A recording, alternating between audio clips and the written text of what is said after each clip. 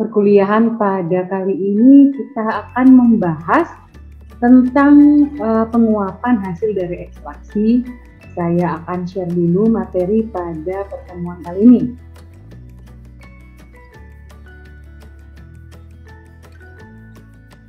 Iya.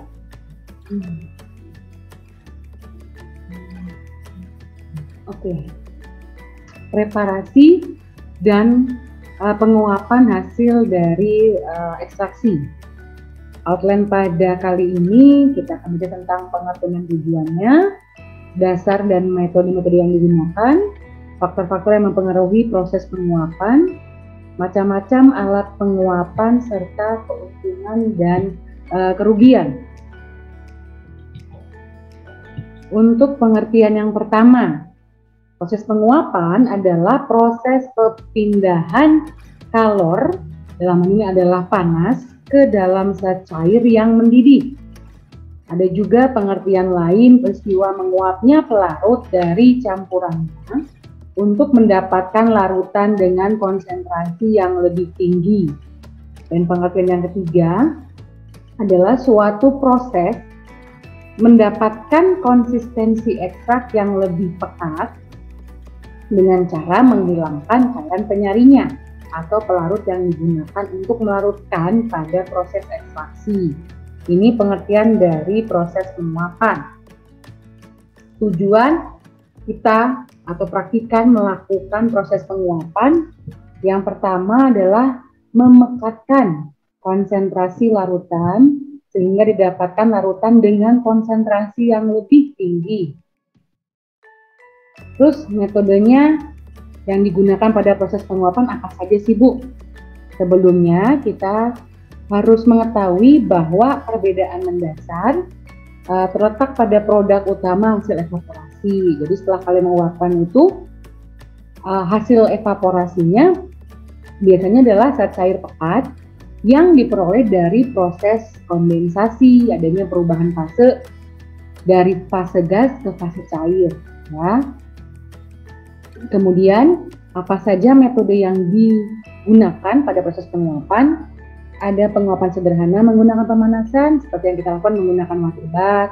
Ada juga penguapan pada tekanan yang diturunkan dengan menggunakan rotary evaporator. Dan untuk penguapan dengan aliran gas, beku kering, vakum desikator dengan oven tidak kita lakukan pada saat praktikum kemarin. Tapi akan kita bahas beberapa proses penguapan yang sering digunakan atau pertama kali digunakan setelah mendapatkan hasil ekstraksi. Faktor-faktor yang mempengaruhi proses penguapan dilihat dari suhunya, tekanan operasinya, laju alir umpan, sifat fisik dan kimia umpan, luas permukaan kontak antara umpan dan media pemanas, kemudian ada laju alir steam dan laju alir pendingin atau kondensor. Ini dapat kalian cari sendiri apa sih maksudnya tekanan operasi, laju alir umpan, dan lain sebagainya. Alat-alat yang digunakan untuk proses penguapan yang pertama adalah rotary evaporator. Alatnya ada di lab kita, tapi karena kekurangan atau ada salah satu alat yang tidak terpasang dalam alat rotary evaporator sehingga tidak kita pakai pada saat praktikum kemarin. Ya, jadi dialirkan biasa dengan menggunakan pemanas, nanti akan terjadi proses pemindahan ya, perubahan fase tadi yang disebutkan di atas. Di mana prinsip kerjanya adalah menurunkan tekanan suatu pelarut sehingga dapat menguap pada suhu yang jauh di bawah titik didihnya. Ini prinsip kerja dari rotary evaporator. Bagian-bagian dari rotary evaporator yang pertama ada yang namanya hot plate. Nomor 1, dia mengatur suhu pada water bath dengan temperatur yang menentukan. Nomor 2, itu namanya alat water bath. Dia mengatur suhu pada water bath dengan temperatur yang diinginkan juga ya, sebagai wadah juga biasanya. Kemudian yang nomor 3 adalah ujung rotor, tempatannya sampel. Tempat labu alas bulat, sampel bergantung. Tadi yang diputar di saat sebelumnya, itu tempat rotornya. Nomor 4 namanya adalah lubang kondensor, pintu masuk bagi air ke dalam kondensor yang airnya disedot oleh pompa vakum. Yang kelima namanya kondensor. Dia adalah alat pendingin yang mempercepat proses penguapan, mengubah fase dari fase gas ke fase cair. Terus yang keenam adalah lubang kondensor, pintu keluar. Tadi pintu masuk, sekarang pintu keluar. Terus ada juga labu alas bulat pelampung untuk wadah penampung pelarut. Telah dicerot tadi kan. Jadi yang nomor 3 itu tempat masuknya wadah sampel atau labu sampel. Yang nomor 7 itu adalah tempat penampungnya pelarut yang harus disedot, ditarik gitu ya. Yang terakhir nomor 8 adalah ujung rotor penampung, tempat labu alas bulat penampung bergantung.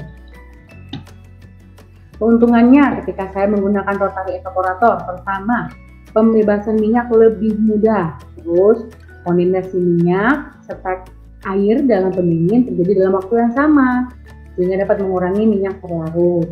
Yang kedua, keuntungannya mampu memisahkan zat dengan perbedaan titik didih yang tinggi dan dapat menghasilkan produk yang berbentuk ekstra kental. Ini keuntungan dari rotary evaporator. Kemudian kerugiannya apa, Bu?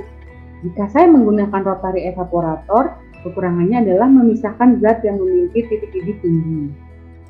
Dia nggak bisa untuk memisahkan sampel yang memiliki titik didih rendah. Ya, jadi hanya khusus untuk titik didihnya yang tinggi saja. Dan alat yang digunakan ini relatif harganya cukup mahal, sehingga apabila rusak, memperbaikinya cukup sulit dan cukup mahal gitu. Kemudian waktu pengerjaannya juga lumayan lama untuk proses penguapan dengan menggunakan rotary evaporator. Yang kedua, alatnya tidak ada di tempat kita, yaitu freeze dryer. Ini hanya skema alatnya saja, di dalamnya akan memiliki beberapa part, ada drying chamber, kemudian ada refrigerator, ada vakumnya juga, dan memiliki prinsip kerja menghilangkan kandungan air dalam suatu bahan atau produk yang telah beku bentuknya es tanpa melalui fase cair terlebih dahulu, gitu ya. Ini namanya freeze dryer.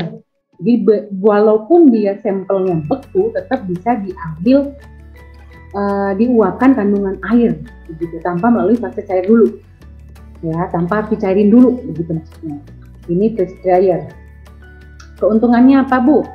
Dapat mempertahankan stabilitas produk, kemudian dapat mempertahankan stabilitas struktur bahannya, dan dapat meningkatkan daya dehidrasi, sehingga banyak penelitian lebih senang menggunakan freeze dryer untuk kasus-kasus tertentu atau untuk penelitian-penelitian tertentu.